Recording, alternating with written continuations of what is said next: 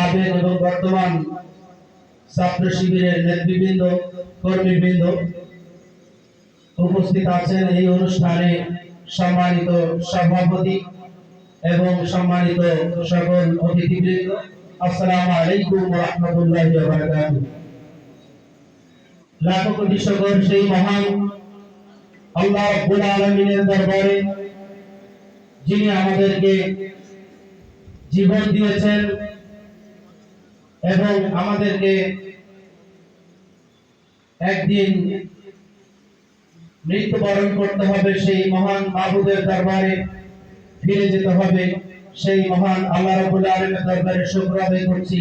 সকলে বলছি আলহামদুলিল্লাহ। নবী পাকের শানে দরুদ পড়ছি, যে মহান মানবতার মুক্তির দূত, সত্যিকারের মানবতার মুক্তির দূত হিসেবে এসেছিলেন সেই মহান নবী পাক সাল্লাল্লাহু আলাইহি ওয়াসাল্লামের শানে দরুদ পড়ছি সাল্লাল্লাহু আলাইহি ওয়াসাল্লাম। সম্মানিত উপস্থিতি, আমি অ্যাকচুয়ালি কাজের সুবাদে থাকি মূলত নপাড়াতে, এটা ব্যবসা প্রতিষ্ঠান, সেই কারণে। তারপরে তারা আমাকে অবশ্যই সেখানে ভালোবেসে উপজেলা কর্ম পরিষদ সদস্য হিসেবে রেখেছেন। আমিও সেখানে সেবা দিয়ে থাকি। তবে সত্যিকারে হৃদয় এবং মন থাকে কিন্তু আমার নিজস্ব ইউনিয়ন বসুন্ধিয়ার প্রতি এবং নিজস্ব এলাকার প্রতি।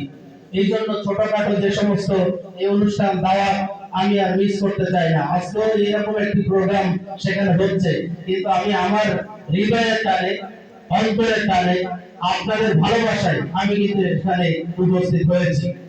আমি এখানে দীর্ঘ বক্তব্য দেওয়ার সময় বলে মনে করি না, কারণ এখানে অনেক মান্যগণ্য ব্যক্তি রয়েছেন, দিক-নির্দেশমূলক কথা বলবেন।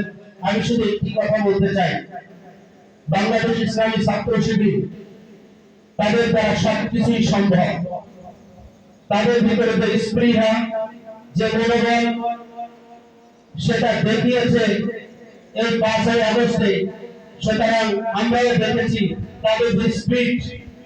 আমি একটু আফসোস করতে চাই, বলতে চাই যে এই ইউনিয়নে আমি কিন্তু সেই ধরনের স্পিরিট লক্ষ্য করছি না। আমি আশা করব আপনাদের গতিকে একেবারে বাড়িয়ে দিতে হবে এবং এই সমাজের, এই ইউনিয়নের প্রত্যেকটি পরতে সমাজে সম্মানে পৌঁছে যেতে হবে। যদি পরামর্শ মনে বলে, তাহলে আমি একটি পরামর্শ দিতে চাই, ছোট্ট একটি পরামর্শ। সেটি হচ্ছে, সামাজিক কাজকর্মই হচ্ছে একটি দল, একটি মতকে প্রাধান্য দেওয়ার একটি উৎস। একটি দল এবং মত কখন প্রতিষ্ঠিত হবে? যখন আপনি রন্ধে সবখানে আপনার অবস্থান থাকবে, আপনার বিচরণ থাকবে। সেই ক্ষেত্রে আমি বলতে চাই, একটি সামাজিক বিপ্লব সৃষ্টি করার জন্য একটি সামাজিক সুসংগঠিত চিন্তাধারা এবং দল অবশ্যই দরকার। তাহলে সবাই মনে করবে যে না, আমরা ভালো মানুষদের সাথে আছি, আমরা এমন জায়গায় আছি যেখানে আমরা অবশ্যই একটি ভালো অবস্থানে পৌঁছাতে পারবো। তাহলে আমরা এই আমাদের দলের উন্নতির জন্য দাঁড়ে দাঁড়ে আর পৌঁছানো লাগবে না। এমনি বুঝবে যে ছাত্র শিবির, বাংলাদেশ ছাত্র শিবির সাথে জামাত ইসলাম যে আন্দোলন করছে সমাজের উন্নয়নের জন্য, প্রতিষ্ঠার জন্য, সুন্দর সুন্দর কাজ করছে, তাহলে অবশ্যই তারা আমাদের সাথে শামিল হবে, আমাদের মতে একমত হবে এবং তাহলে আমাদের জন্য অত্যন্ত ভালো হবে। এই প্রস্তাবটুকু আমি রাখতে চাই। সর্বোপরি একটি কথা আমার মনে পড়ে গেল, বাংলাদেশ ইসলামী ছাত্র শিবির কেন্দ্রীয় সভাপতি যারা জাহিদুল ইসলাম ভাই বলেছিলেন, সাংবাদিক প্রশ্ন করেছিলেন যে এই এত বড় একটি সংগঠন ইসলামী ছাত্র শিবির, আপনি একজন রাহাবার হিসেবে, আপনি একজন লিডার হিসেবে, আপনি তাদেরকে কন্ট্রোল করবেন কিভাবে? আপনার কন্ট্রোলিং পাওয়ার কি?